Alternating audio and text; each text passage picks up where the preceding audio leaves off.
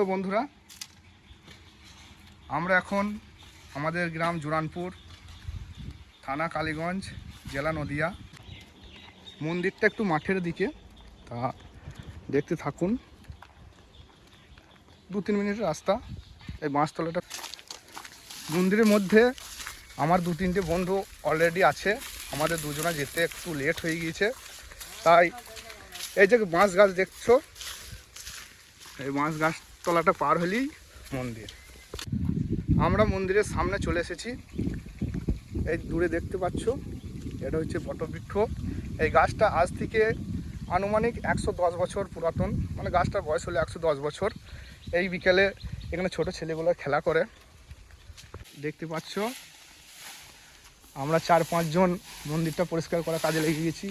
ওপরে 1 জন করছে, নিচে 3 জন করছে। আমরা সামনেটা মোটামুটি পরিষ্কার হয়েছে অর্ধেকটা।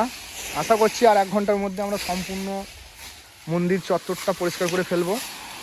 আমাদের এই মন্দিরটার নাম হচ্ছে নাগেশ্বর রাধাকৃষ্ণ আকরা।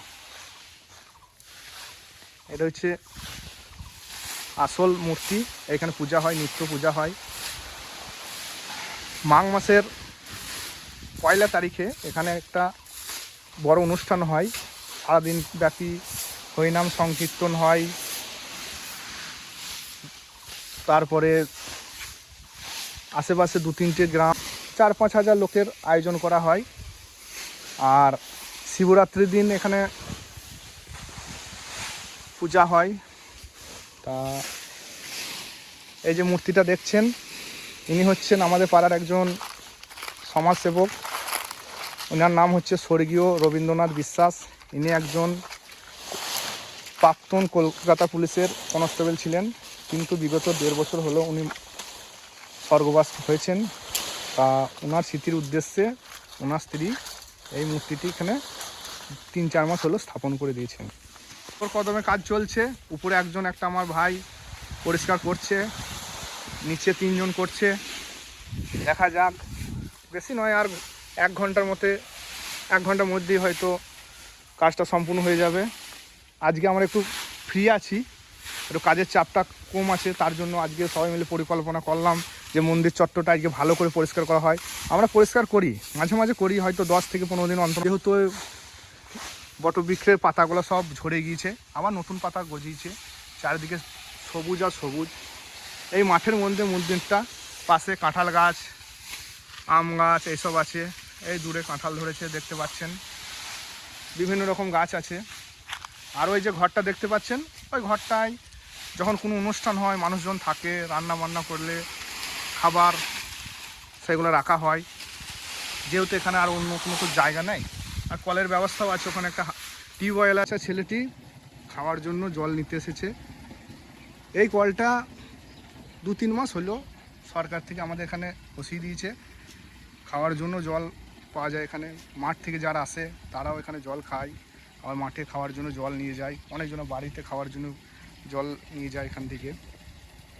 তো বন্ধুরা, পরিষ্কার আমাদের মোটামুটি হয়েছে। তো এসব গাদা মারা হয়েছে এখন বরের পাতাগুলো জায়গায় জায়গায়। এবার শুধু আগুন ধরালেই কমপ্লিট আজকের মতো। এখানে একটা আছে, এই জায়গাটায়, এই জায়গাটা একটা আছে।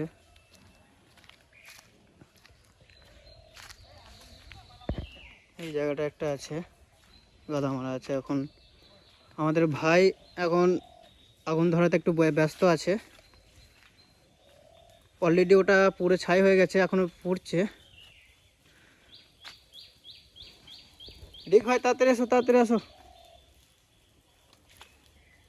ওই সাইডটাও কমপ্লিট দিকে। আমাদের এক ভাই এখন আগুন ধরাচ্ছে একটা গাদায়। অলরেডি একটা ধরানো হয়ে গেছে, এটা ম্যাক্সিমাম কমপ্লিট দিকে। এই যে দেখছো জায়গাটা কত সুন্দর লাগছে এবার আগের থেকে। আগে যেরকম বড় পাতে যেরকম জমেছিল, একদম দেখতে খারাপ লাগছিল জায়গাটা। এখানে এক জায়গায় আছে।